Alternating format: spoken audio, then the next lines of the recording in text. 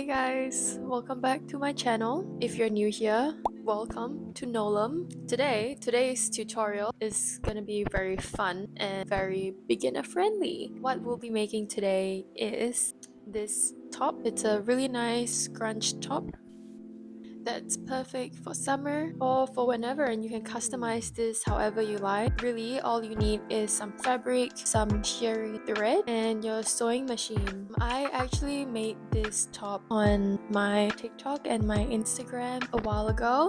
You can check it out if you want. I've got so many DMs and so many requests about making more in-depth tutorial. So today I'm gonna be showing you the measurements, how much fabric you need, how can you self-draft it, how you can make it your very own top. Let's get on to the video.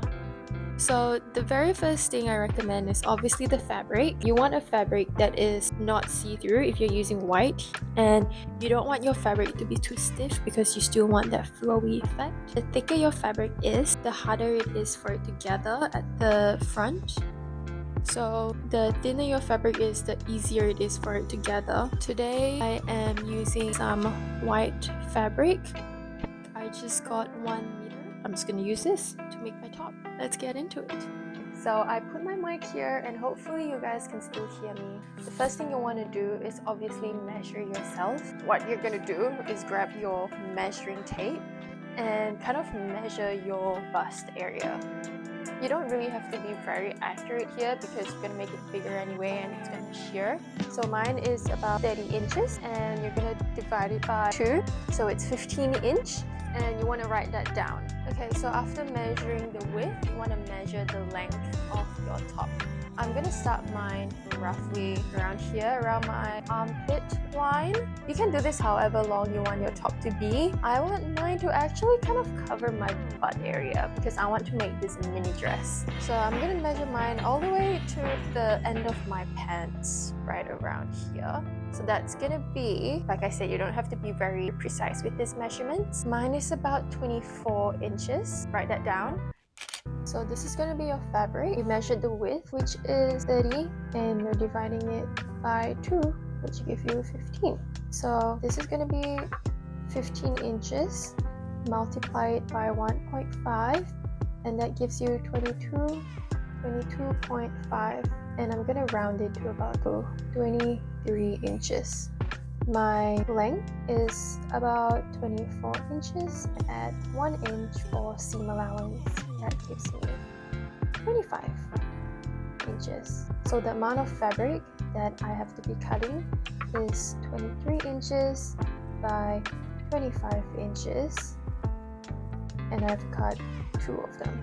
So you have 1 front piece and 1 back piece. After you have all the measurements, you can start cutting your fabric. Take your measuring tape and measure the amount of fabric you need. Mine was 23 by 25 inches, and I'm using a fabric chalk to draw out the pattern. After that, go ahead and cut the pattern out. Then use the first pattern to cut the second one. Iron your fabric and place the right sides together.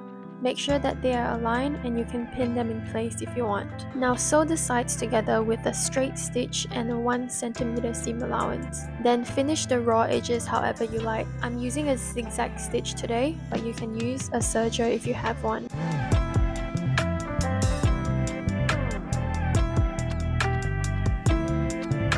Now we'll finish the top and the bottom with a rolled hem, creating a really clean finish. You can use a rolled hem foot if you have one, but if you don't, I'll show you how to do it with a regular foot. First, have your top inside out, then fold the raw edges about 1/2 centimeter and press in place. Then fold again another 1/2 centimeter and press. Then sew the hem in place with a straight stitch. Repeat with the bottom raw edges.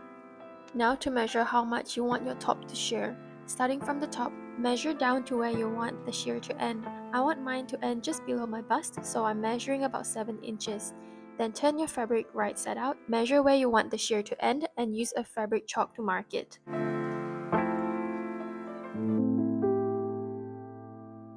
To shear your fabric, you'll need shearing elastic, which is basically just an elastic thread. You can get any brand that's available. I'm using the one from Semco. Grab an empty bobbin and thread the end of the elastic through the bobbin.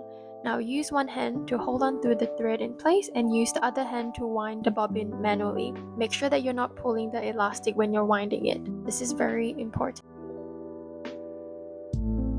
You can make a couple of them to save you time later on because we'll go through them pretty quickly. Now insert your bobbin into your sewing machine and thread it like you normally would. To start shirring, change your thread length to the longest, mine is 4. Then place the side of your top onto the sewing machine where the sewed hem ends. Now sew a couple stitches and back stitch to secure it. After that, you can go ahead and sew all around the top normally. Here's a little hack when you reach the start of your stitch. So instead of cutting the thread, lift the foot and move the fabric down by 1 centimeter or as big of a gap as you would like. Then continue sewing and repeat all the way until you reach where you marked earlier. When the fabric starts shirring, you want to pull the fabric very slightly to make sure that it's flat when you're shirring it. Guys, I think my newest obsession is shirring fabric because there's just so much potential in them. I made this tutorial to show you how you can make a very basic shirt top, but once you get the hang of it, you can literally go crazy.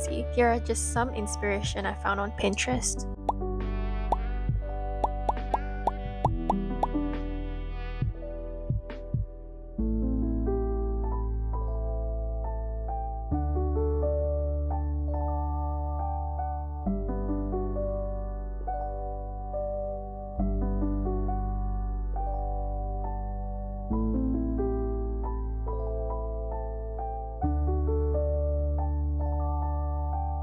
Once you're done shirring, backstitch to lock the stitches in place. Cut the thread and then do a very last iron of your finished piece.